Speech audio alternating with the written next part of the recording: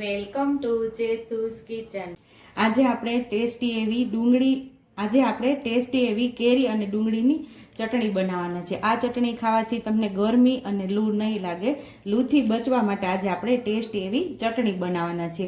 એકલી આપણે કેરી સુધારીને બાળકોને ખવડાવે અથવા તો કોઈને ખવડાવે તો એને એમ થાય કે બસ એકને એક કેરી શું કંઈક અલગ હોય તો ખાવાની પણ મજા આવે. તો એટલા માટે આપણે છે કેરીની ટેસ્ટી એવી ચટણી બનાવવાના છીએ. તો કેરીને આપણે ઉપરનો દાંડલાનો ભાગ કાઢી નાખશું આવી રીતે, અને કેરીને આપણે છોલી લેવાની છે આવી રીતે.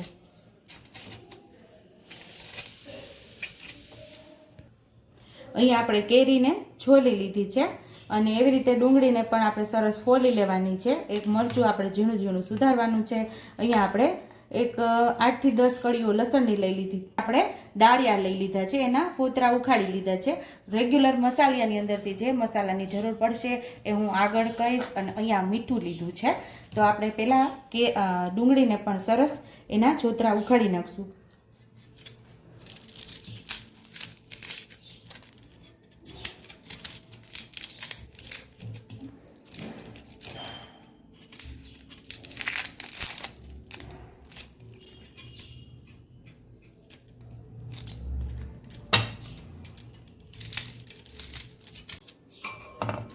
આપણે ડુંગળીને સીધી આપણે આ ચટણી બનાવવાની છે એટલે ખાંડીને બનાવવાની છે. મિક્સર જારમાં બનાવીએ તો એના તત્વો થોડા બળી જાય છે, તો એનો સ્વાદ ફીકો પડી જાય છે.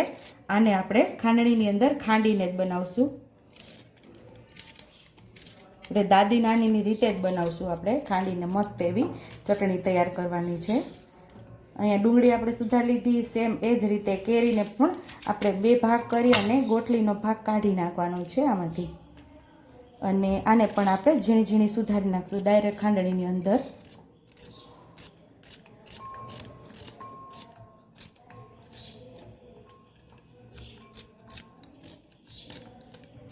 અહીંયા આપણે મરચાંને પણ ઝીણું ઝીણું સરસ કાપી લેવાનું છે, એટલે કે સુધારી લેવાનું છે અંદર.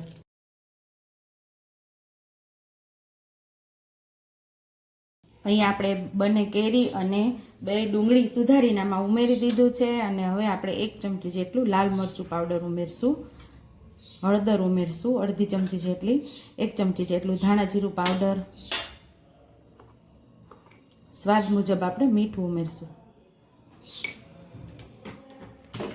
અને આમને ખાંડી લેશું આપણે સરસ.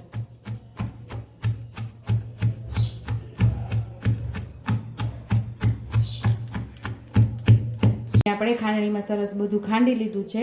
હવે આપણે દાળિયા લીધા છે એ પણ અહીંયા ઉમેરી દેવાના છે, અને લસણ પણ ઉમેરી દઈશું. એ પણ ખાંડી લેવાનું છે.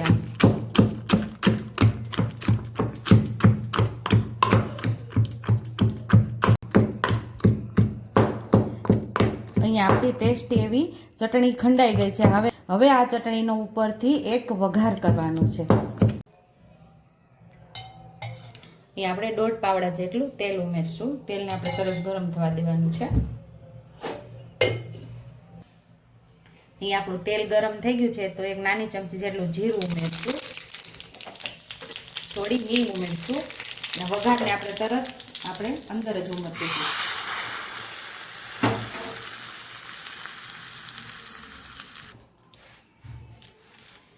તો ટેસ્ટી એવી આપણી ચટણી તૈયાર છે. ઉપરથી આપણે લીલા ધાણાથી ગાર્નિશ કરી દઈશું. અને તમે આની અંદર મિક્સ પણ કરી શકો છો. જ્યારે આપણી ચટણી તૈયાર થઈ જાય, વઘાર કરી લઈને ઉપરથી આપણે લીલા ધાણા મિક્સ કરી શકીએ છીએ. જો તમને મારી રેસીપી પસંદ આવી હોય તો મારી રેસીપીને લાઈક કરજો, શેર કરજો, સબસ્ક્રાઈબ કરજો, બેલ આઇકોનને દબાવતા ભૂલતા નહીં, અને કમેન્ટ બોક્સમાં કમેન્ટ કરજો કે મારી રેસીપી કેવી લાગી. તો આવજો.